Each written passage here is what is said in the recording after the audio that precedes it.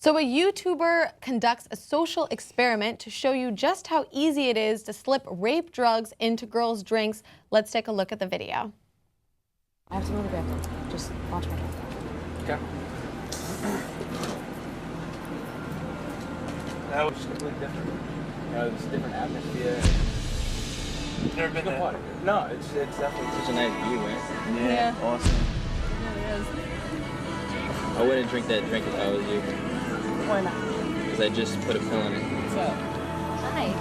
What's your name? Leo. I'm Joe. Nice to meet you. So, what are you doing here all alone? Waiting for my friends, actually. Oh, yeah? Yeah. Are they on their way? Yeah, they should be coming anytime soon. I don't know. I texted her, just waiting on her response. Yeah. That's cool. I wouldn't drink that if I was you. Why? Because I just drugged it.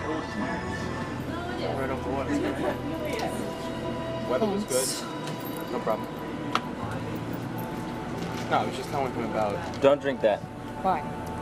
Because your friend wasn't watching, I was able to slip a drug into your drink. You kidding me? I didn't do it for real. We got cameras set up, and I'm doing an experiment to show how easy it is to drug a girl. All right, so the YouTuber there is Joey Salads, and he's basically just showing how easy it is to slip GHB in girls' drinks at bars. I have a lot of issues with this video, but before we get to my issues, I want to hear what your guys' thoughts are. Robbie, make your point. I think it's an interesting video. I think doing any of those social experiment things, you know, or prank videos, you know, I kind of have a little bit of an issue with them. Like, you're bothering people. But I think it does make a really good point that we don't, you know, you don't think about it, of course. You don't think about how easy that is. And just like his sleight of hand is so, it's, you know, obviously he's not like a trained magician, you know, where he's like, you know, doing something amazing. He just, boom, there you go. Yeah. And so I think that's something that we should keep in mind. I think also big thing is then to be with friends when you go out, to not be alone if you're going to be in a drinking environment like that. Because I mean, there's a certain point when you kind of can't prevent someone maybe from drugging it, but you can prevent anything afterwards. You can have somebody looking after you, maybe. Right. Totally. Yeah. I don't know. Yeah. What to do in that situation. Yeah, it's a tough situation. Sandra, make your point. Ooh, it's so creepy. It's just creepy watching the video. I mean, it's really kind of gross, but I also appreciate that I've needed a reminder. I mean, it's been a while since I've gone through the whole like, hey, ladies, watch your drinks.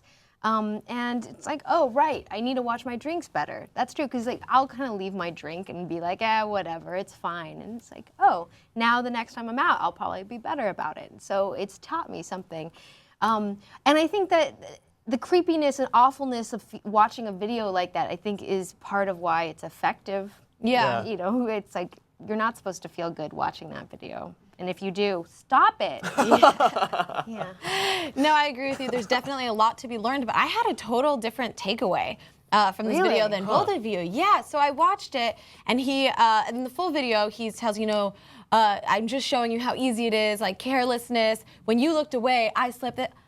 No, it's not the girl's fault. It's not the friend's fault for looking away. It's your fault for putting a freaking drug in somebody's drink. It's not about like being more careful. No, we need to start teaching people not to slip drugs. We shouldn't have an instructional video to show how easy it is to slip girls' drugs in their drinks. We should start having instructional videos how not to be sickos. Very like, good point. I'm sorry, that's my takeaway. I was so creeped out by this video. I thought he was trying, you know, he was trying to do like, oh, look at me, I'm being, you know, so great. But at the same time, he was being creepy. He's like, your carelessness. He kept saying carelessness. I'm like, no, it's not carelessness. A lot of us are super educated about watching our drinks, and in a lot of cases, sometimes, you know, I've found out in bars in LA that the people are paying bartenders to do it. And at that point, you're fucked. There's nothing you can do. It's not about being careless. It's about these creepy people who are doing this.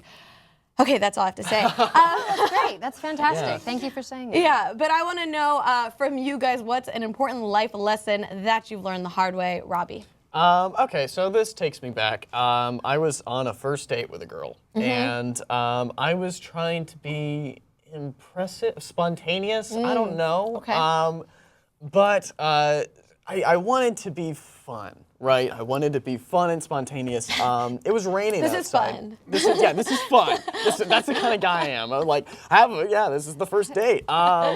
And so it was raining, and I thought for some reason, I was joking around, we passed by like this Kung Fu studio. I was like, yeah, man, I took some Kung Fu at one point. She's like, yeah, well, show me a move. I was like, all right. So I jumped to do like a kick, and I slip on my ass in the rain. So now I'm soaked because we're on a sidewalk. Everyone, like there's lots of people around. Oh my and I just God. slowly get up and hurt on my, and so that was a lesson learned the hard way. Literally on hard sidewalk. hard sidewalk. Ouch. Yeah. Sandra, what about you? Oh man, I hate going after Robby. Because you're really funny, and this is I'm like all sad about.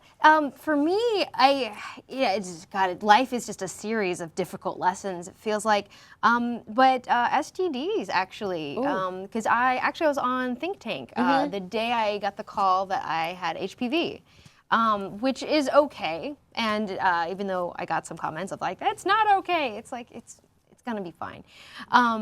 But just, you can be as careful, I am so careful, and yet I got the HPV virus on the cervix. So And you're it's so the cancer educated, kind. yeah. And I'm so educated. And I think so often, people act like, oh, if you have a STD, you must be dirty or irresponsible or unattractive, or there's something where anyone can get it, and it's not. It can be a big deal, but if you take care of yourself after you get your diagnosis, it's going to be okay. And so I've had to just sort of take better care of myself around screenings and things. I don't know. It's just that was a hard lesson, but I joined the ranks of people who need to be aware of their HPV. Right. No, exactly. And good thing that you were on top of it. For me, actually, so my mom actually works at a rape crisis center. So ever since I was like 7, my mom's, watch your juice box at that party. I know I've been told from such a young age to watch my drinks and be really cognizant of how I'm carrying myself at parties and stuff like that. But I've actually been roofied twice. Wow. I was totally fine. I was with my friends, and I recognized the symptoms, actually. So I was like, you know what, something is not right. Like, take me home. And I was fine and whatever. But I'm so careful, and I've been roofied twice. Once in college, and then once at a very well-known bar, like a cool bar in LA. And I always make sure I watch my drink from the bartender. I'm really careful, and it still could happen to you. So it's kind of similar to what you were saying, Sandra, where is no matter how much you know and how careful you are and stuff like that, it can still happen to you. So that's definitely a lesson that I learned the hard way. But I want to know from you guys, what lessons have you learned the hard way? Let us know in the comments down below. Also, do you agree with me that this video was a little creepy, or do you think he was doing something to help society? Let us know, and we'll see you in the next one.